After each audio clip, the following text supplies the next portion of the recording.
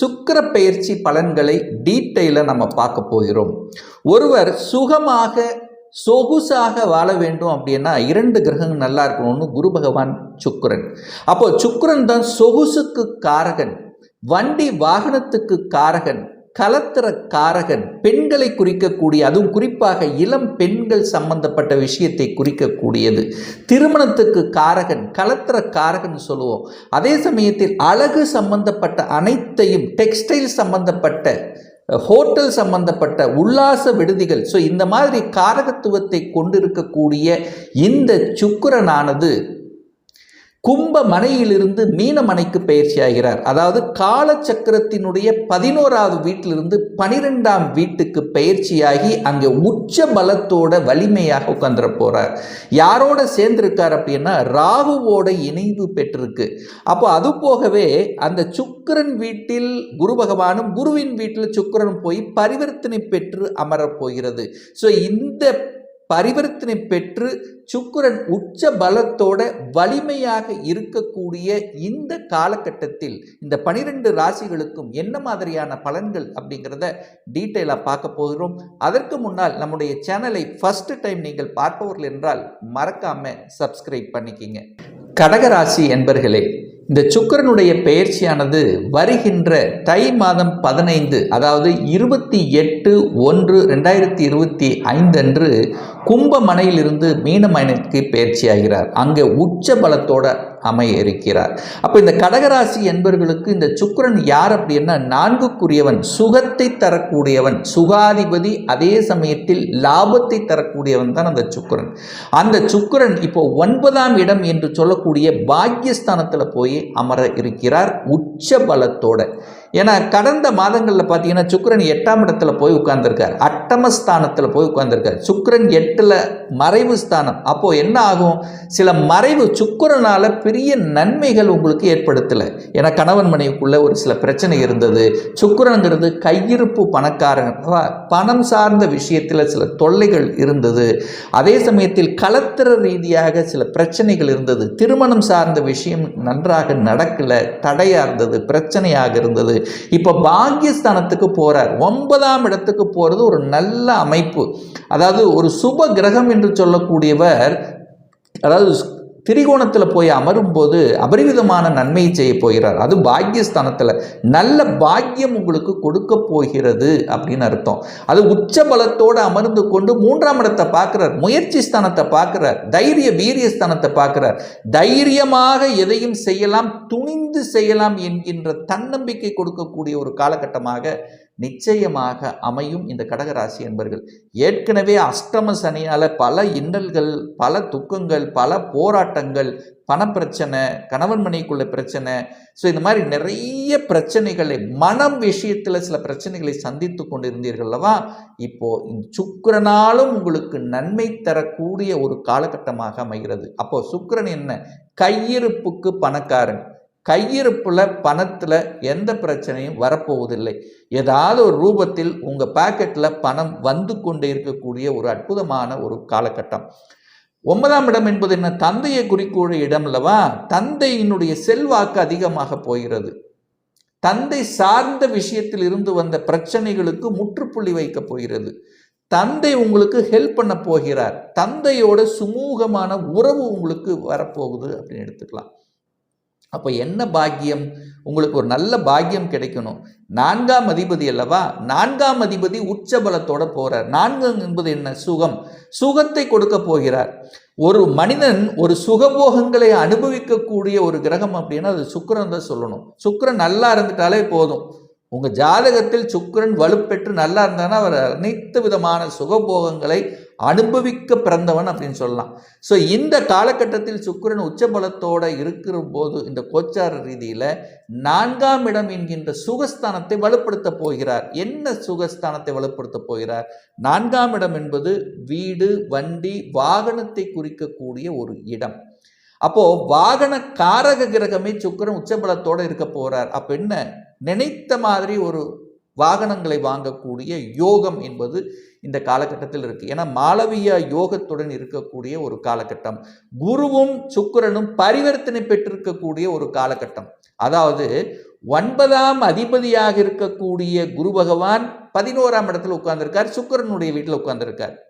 11ஆம் அதிபதியாக இருக்கக்கூடிய சுக்கிரன் 9ஆம் இடமான குருவின் வீட்டில் உட்கார்ந்திருக்கார். அப்போ குரு சுக்கிரன் பரிவர்த்தனை பெற்று பரிவர்த்தனை யோகமாக இருக்கிறதுனால நிச்சயமாக வீடு நினைத்த மாதிரி வீடு வாங்கக்கூடிய யோகம், வீட்டை ஆல்ட்ரு பண்ணுவது, பிரம்மாண்டமாக ஒரு வீடை கட்டுவது. ஏன்னா ராகுவோட சேர்ந்திருக்கார் அல்லவா, பெருசா வீடு கட்டணும், நல்ல லக்ஸுரியாக கட்டணும் அப்படிங்கிற எண்ணம் இதை உதயத்தை கொடுக்கக்கூடிய ஒரு தன்மை இருக்கும்.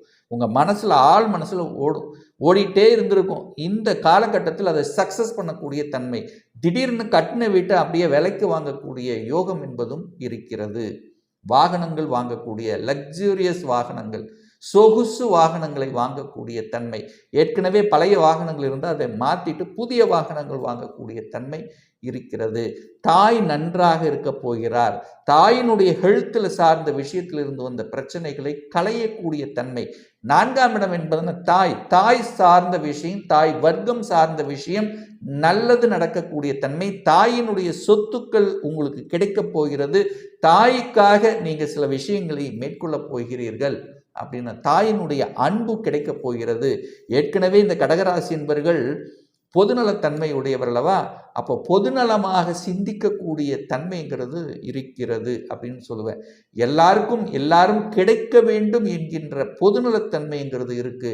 ஆன்மீக, அது குருவினுடைய வீட்டில் இருக்கிறதுனால ஆன்மீக எண்ணங்களும் உதயமாகும் இந்த கடகராசி என்பவர்களுக்கு அப்படின்னு சொல்லுவேன். அப்போ 11ஆம் அதிபதியாக இருக்கிறதுனால 11ங்கிறது என்ன, லாபம், மனமகிழ்ச்சி, சந்தோஷம் அல்லவா.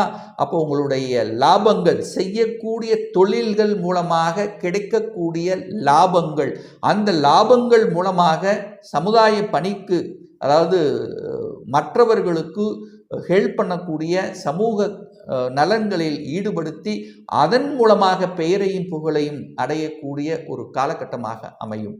வெளிநாட்டுக்கு சென்று வரக்கூடிய யோகம் என்பது இருக்கிறது. ராகு கூட இருக்கார் அல்லவா, அப்போ வெளிநாட்டுக்கு சென்று வரக்கூடிய பாக்கியம் இந்த காலகட்டத்தில் இருக்கிறது.